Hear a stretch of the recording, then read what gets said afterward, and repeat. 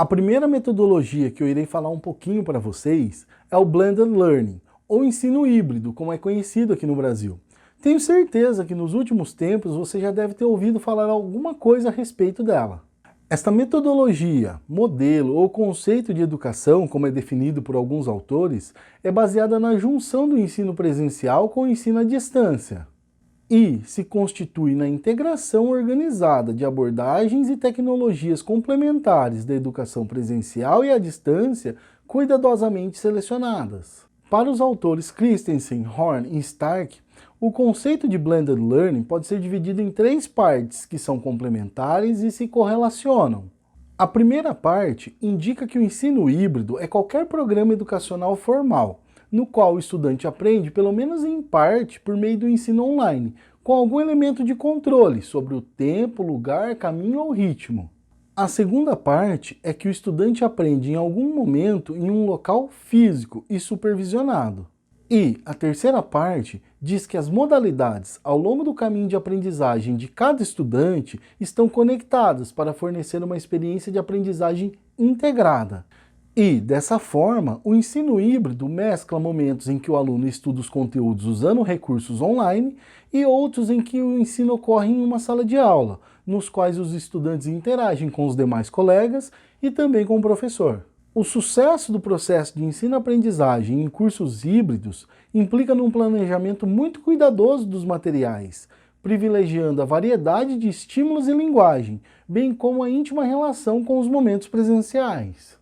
O ensino híbrido promete unir o melhor de dois universos, o à distância e o presencial, com o propósito de conferir melhores condições de aprendizagem aos estudantes, sem enxergar a tecnologia como substituta da sala de aula tradicional, pois a sua proposta é promover uma aliança entre o digital e o presencial, fazendo da tecnologia uma ferramenta que auxilia e é auxiliada pelo educador. A segunda metodologia que eu gostaria de apresentar para vocês é a Flipped Classroom, ou sala de aula invertida, como é conhecida aqui no Brasil. Eu tenho certeza que você já deve ter ouvido falar sobre essa metodologia ativa, que começou a ganhar forma em 2007, quando dois professores norte-americanos do ensino médio, o Jonathan Bergman e o Aaron Sanz, resolveram gravar vídeos com o conteúdo das suas aulas de química e disponibilizá-los online para os estudantes que necessitavam se ausentar por um longo período das suas aulas regulares. Segundo Jonathan Bergman e Aaron Sanz, o conceito de sala de aula invertida basicamente é o seguinte: o que é tradicionalmente feito em sala de aula, agora é executado em casa, e o que tradicionalmente é feito como trabalho de casa, agora é realizado em sala de aula. As regras básicas para inverter a sala de aula, segundo o relatório da Flipped Classroom Field Guide, são: as atividades em sala de aula devem envolver uma quantidade significativa de questionamentos, resolução de problemas e outras atividades de aprendizagem ativa, obrigando o aluno a recuperar, aplicar e ampliar o material aprendido online. E dessa forma, os alunos devem receber feedback imediatamente após a realização das atividades presenciais. Os alunos devem ser incentivados a participar das atividades online e das presenciais, sendo que ambas as atividades são computadas na avaliação formal desse aluno, ou seja, valem nota.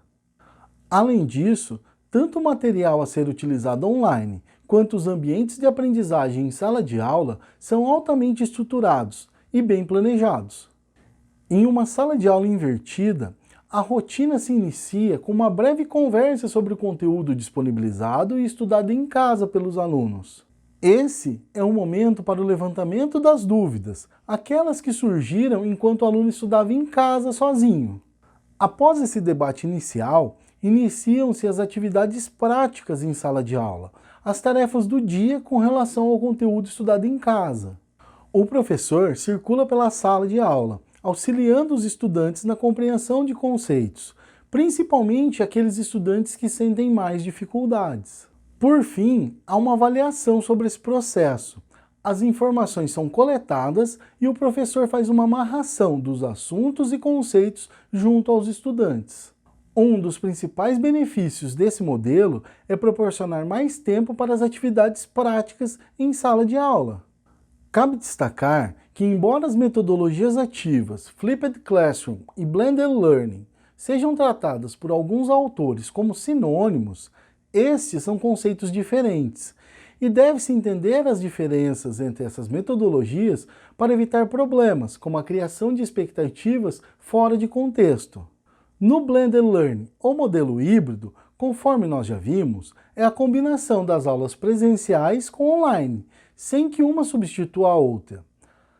Assim, o estudante continua assistindo ao professor, como já é de praxe, só que também realiza as aulas e exercícios à distância. Já a metodologia Flipped Classroom, ou sala de aula invertida, dispensa a técnica tradicional de sala de aula. A próxima metodologia ativa que eu gostaria de falar para vocês é a gamificação. Essa metodologia consiste na utilização de elementos e características dos jogos fora do contexto dos mesmos, com a finalidade de contribuir para a resolução de algum problema, não necessitando obrigatoriamente do uso de tecnologias digitais para ser aplicada, ou seja, a gamificação abrange a utilização de mecanismos de jogos para a resolução de problemas e para a motivação e engajamento de um determinado público.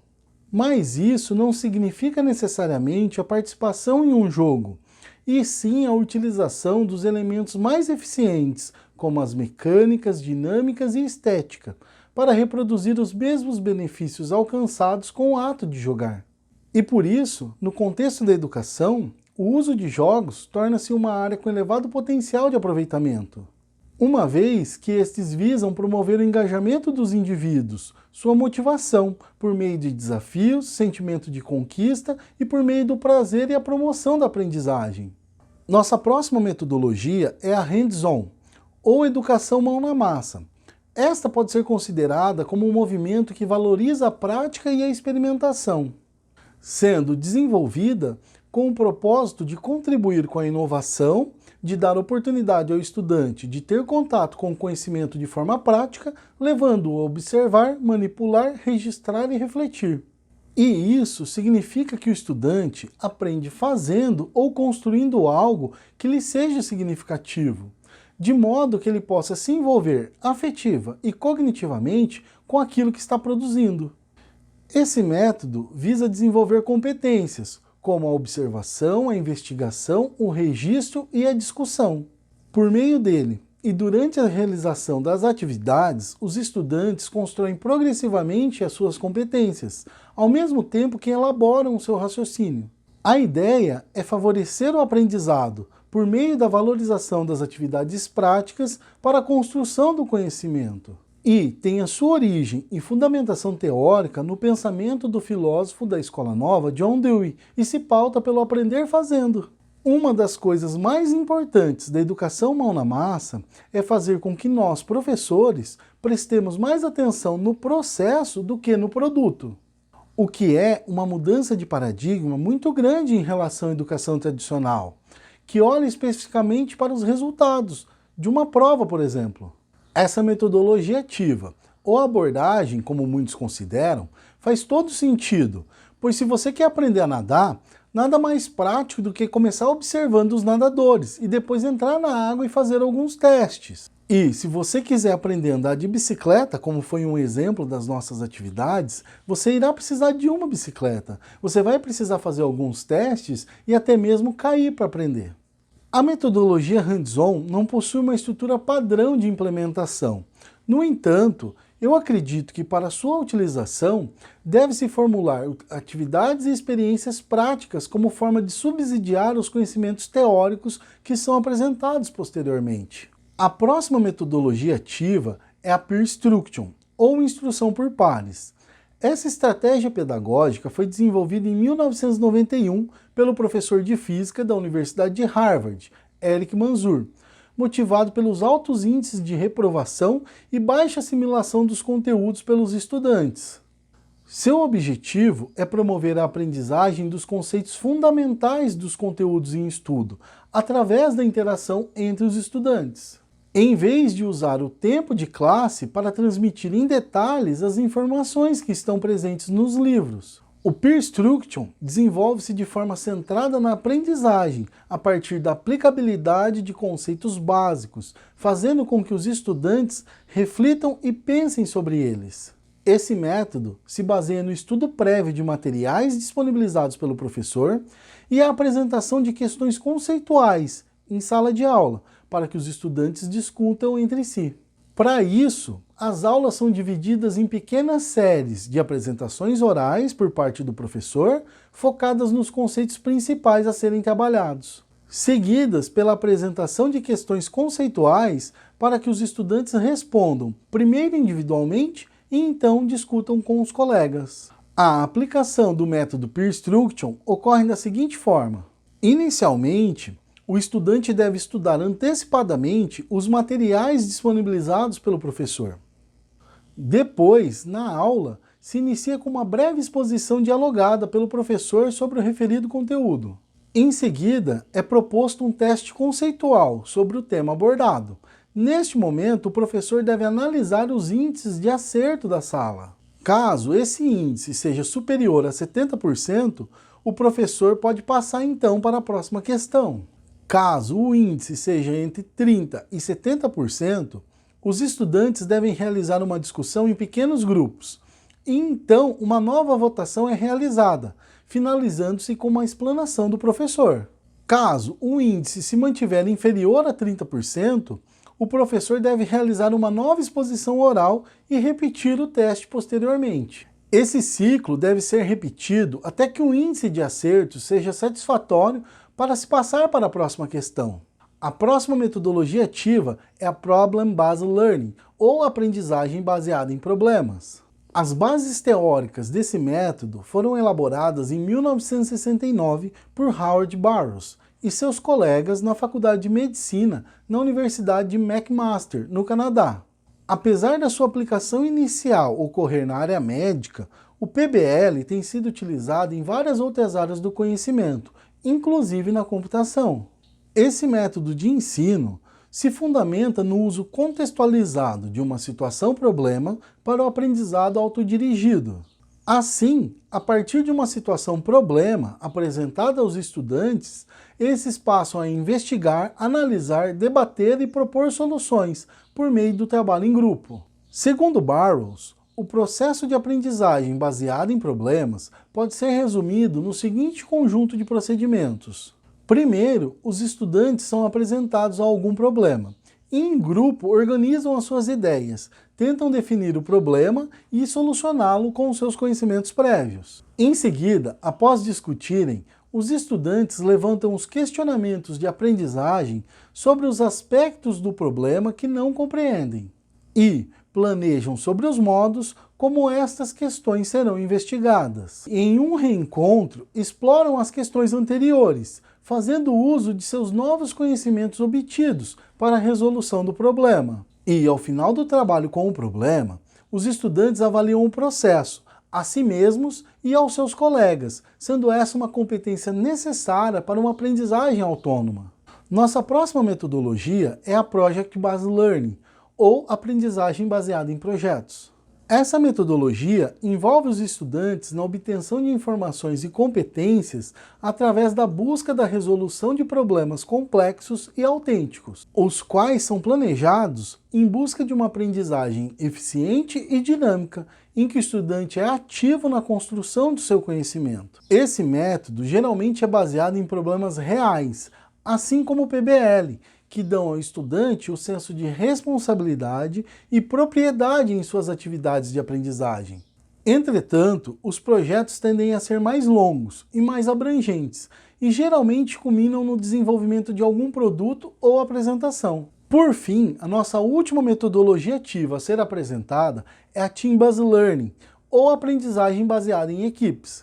Essa metodologia foi desenvolvida pelo professor de Gestão de Negócios Larry Michalsen, no final dos anos 70, na Universidade de Oklahoma, nos Estados Unidos. Seu processo de aplicação ocorre em fases. Na primeira fase, que acontece previamente à aula, o professor disponibiliza os materiais de estudo aos alunos.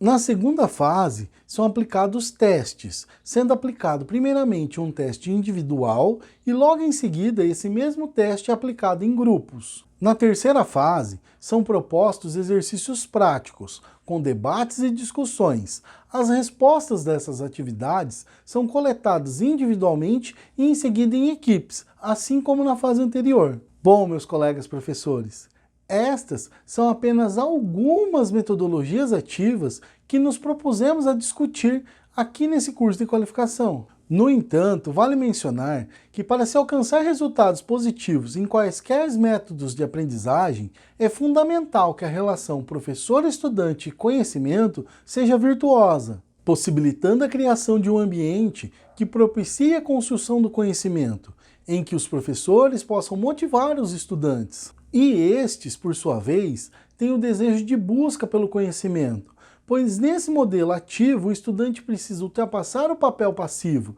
e tornar-se crítico, criativo e ativo.